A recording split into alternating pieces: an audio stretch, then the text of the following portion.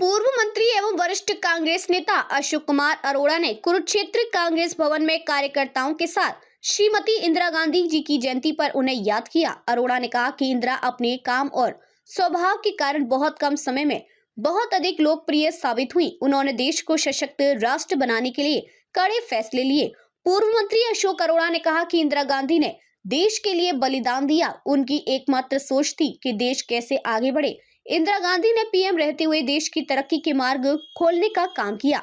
उन्होंने पाकिस्तान के 2 टुकड़े कर बांग्लादेश बना दिया और 90,000 पाकिस्तानी सैनिकों के हाथ खड़े करवाकर सरेंडर करवाया था। अशोक अरोड़ा ने जेजेपी बीजेपी सरकार को नकारा और फेल करार दिया। अरोड़ा ने जेजेपी बीजेपी सरकार द्वारा युवाओं को निजी क्षेत्र रोजगार में 75% आरक्षण पर हाईकोर्ट के फैसले पर प्रतिक्रिया दी। उन्होंने कहा कि सरकार युवा विरोधी है।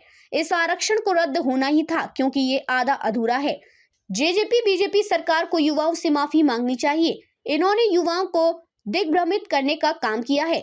इस मौके पर लाडवा से विधायक मेवा सिंह ने भी श्रीमती इंदिरा गांधी को पुष्पांजलि अर्पित की और उनके बलिदान को याद किया। आज देश की पूर्व प्रधानमंत्री स्वर्गीय श्रीमती इंदिरा गांधी जी का जन्म दिवस है। इस अवसर पर जिला कांग्रेस के कार्यालय पर सभी कांग्रेस पार्टी के कार्यकर्ताओं ने उन्हें नमन किया, उन्हें याद किया, उनकी उन बातों को याद किया जिन्होंने देश के लिए कुर्बानी दी। देश कैसे आगे बढ़े ये अगर किसी से सीखना है तो इंदिरा गांधी से सीखना चाहिए। आज के लोग तो कहते हैं कि देश बनाया ही उन्होंने, परंतु ऐसा इतिहास में कहीं नहीं मिलने का कि 90,000 से ऊपर सैनिकों को एकदम सरेंडर अगर किसी ने कराया था तो श्रीमती इंदिरा गांधी उस समय देश की प्रधानमंत्री थी। पाकिस्तान को 2 टुकड़े करके इस देश को एक महाशक्ति के रूप में उभारने का काम किया था। बैंकों का राष्ट्रीयकरण करके इस देश की तरक्की के मार्ग खोलने का काम किया था। तो आज उस अवसर पर सभी कांग्रेस कार्यकर्ता उन्हें शत शत नमन करते हैं। सर, 75% रोजगार आरक्षण युवाओं का मुद्दा था, उस पर हाई कोर्ट ने रोक लगा दी है, क्या कहेंगे? हरियाणा प्रदेश की जो मौजूदा सरकार है, जेजेपी और बीजेपी सरकार, ये युवाओं की विरोधी सरकार है। आज प्राइवेट आरक्षण जो खत्म हुआ, इसके साथ साथ 2 लाख से ऊपर सरकारी पद हरियाणा में खाली पड़े हैं, उन्हें नहीं भरते। पेपर करते हैं, पेपर लीक करवाकर युवाओं का शोषण करने का काम करते हैं। और आज इन लोगों को प्रदेश के युवाओं से माफ़ी मांगनी चाहिए कि जो ये आधा अधूरा बिल लेकर आए थे वो हाईकोर्ट ने रद्द कर दिया। और सरकार को चाहिए कि सरकार इसकी अच्छी तरह से पैरवाई करे।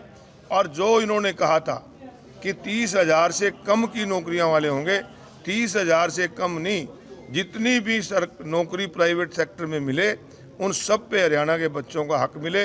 और मुख्यमंत्री पहले इस पे अपने आप पे लागू करें। अपने जो उनका दफ्तर है सीएम ऑफिस, उसमें भी कम से कम 75% हरियाणा के बच्चों को रोजगार दें। वहाँ तो सारे के सारे आपके ओएसडी तक भी हैं जो वो भी बाहर से ला के लाएँ। अगर मुख्यमंत्री नहीं लगाएगा तो इंडस्ट्री वाले कैसे लगाएंगे? तो पहले मुख्यमंत्री को अनुसरण करना चाहिए, अपने ऑफिस में सारे के सारे हरियाणा के बच्चे लगाने चाहिए।